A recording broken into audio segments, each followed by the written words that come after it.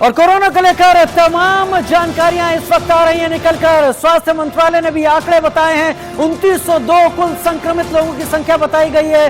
68 के करीब लोग दुखद मौत हुई है जिनकी इन आंकड़ों के बढ़ने में। वहीं 183 लोगों ने जंग जीती और इस वक्त बजर बज रहा है। सीधे चलते हैं कोरोना हेडक्वार्टर शुभ्रा के पास। ओटू शुभ्रा।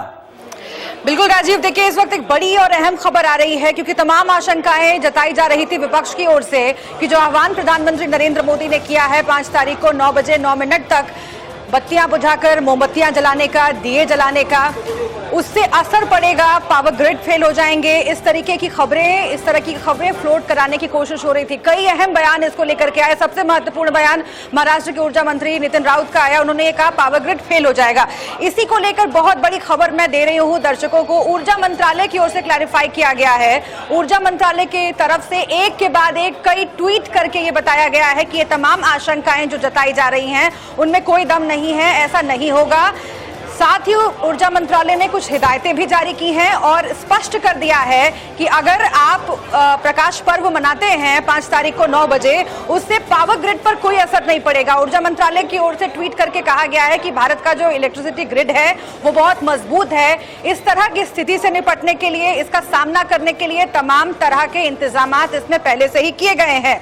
और इसके साथ ही उसने कहा है कि पर्याप्त स्थिरता है, क्योंकि कहा यह जा रहा था कि पावर फ्लक्चुएशन होगा और उस पावर फ्लक्चुएशन से जो इलेक्ट्रॉनिक डिवाइसेस हैं जो घर में होते हैं, दफ्तरों में होते हैं, वो खराब हो जाएंगे। इस तरह की आशंकाएं जताई जा रही थी, लेकिन इसको पूरी तरीके से खारिज कर दिया है मिनिस्ट्री ऑफ पावर ने और उसने कहा है कि उन डिवाइसेस पर कोई असर नहीं पड़ेगा। लेकिन साथ ही कुछ महत्वपूर्ण बातें भी बताई हैं जो दर्शकों तक पहुंचाना जरूरी है, क्योंकि अगर हमारे दर्शक हम सबके साथ मिलकर दिया जलाने की जो मुहिम है इसमें शामिल हो रहे हैं तो कुछ खास बातें ध्यान रखनी है, जिसकी तरफ इशारा किया है ऊर्जा मंत्रालय ने। सबसे पहले ये कि सिर्फ बत्तियां बुझानी है, जो बाकी अप्लायंसेज हैं घर में, इलेक्ट्रिक जो मशीन है उनको नहीं ऑफ करना है। चाहे वो पंखा हो, फ्रिज हो, इस तरह के जो इलेक्ट्रिकल अप्लायंस हैं उनको ऑफ नहीं करना है, वो चलते रहेंगे। सिर्फ बत्तियां बुझानी है और उसके बाद दिया जलाना है, मोमबत्ती जलानी है, जैसा कि प्रधानमंत्री नरेंद्र मोदी ने कहा है।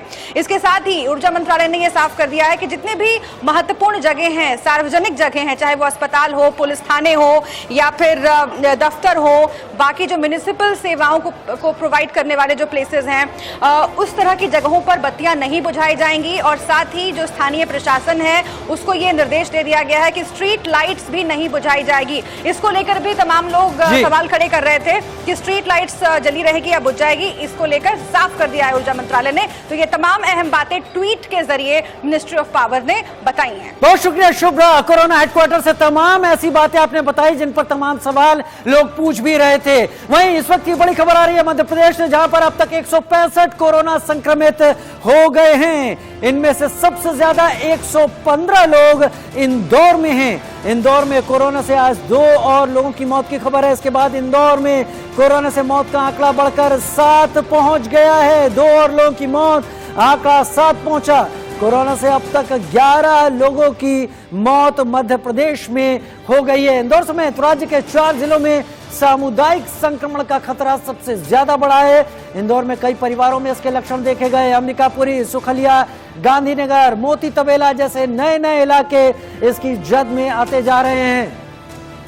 एहतियाब शेख ज्यादा जानकारी के साथ हमारे साथ लाइव जुड़ रहे हैं। एहतियाब, जो भी आंकड़े इस वक्त मध्य प्रदेश से आ रहे हैं उसमें इंदौर काफी संगीन स्थिति में है और यह खतरा जताया जा रहा है, आशंका जताई जा रही है कि कहीं कम्युनिटी स्प्रेड ना हो। यहां पर क्या उपाय कर रही है मध्य प्रदेश सरकार? काफी कड़ा रुख अपनाया मुख्यमंत्री शिवराज सिंह चौहान ने भी। निश्चित ही राजीव, जिस तरीके से इंदौर के हालात अभी फिलहाल मध्य प्रदेश के अंदर देखे जा रहे हैं या पूरे देश में देखे जाते हैं, तो ये कहा जा सकता है कि मध्य प्रदेश का एपिसेंटर जो है वो इंदौर बन चुका है कोरोना पॉजिटिव मरीजों का। और निश्चित रूप से ये कहा जाए कि जिस तरीके से आप जिक्र कर रहे हैं कि कम्युनिटी स्प्रेड का सबसे बड़ा खतरा है, क्योंकि अब तक जितने मामले सामने आ रहे हैं उन मामलों के अंदर अब ये बात बहुत साफ होती जा रही है कि 1-on-1 कॉन्टैक्ट के जरिए ही अब ये कोरोना वायरस इंदौर शहर के अंदर पैर पसारता हुआ नजर आ रहा है। आंकड़ा 150 को क्रॉस कर चुका है, 165 मरीज हो चुके हैं। मौत का आंकड़ा भी निश्चित रूप से आपको रोकना चाहेंगे, आपसे बात करेंगे एक बार फिर।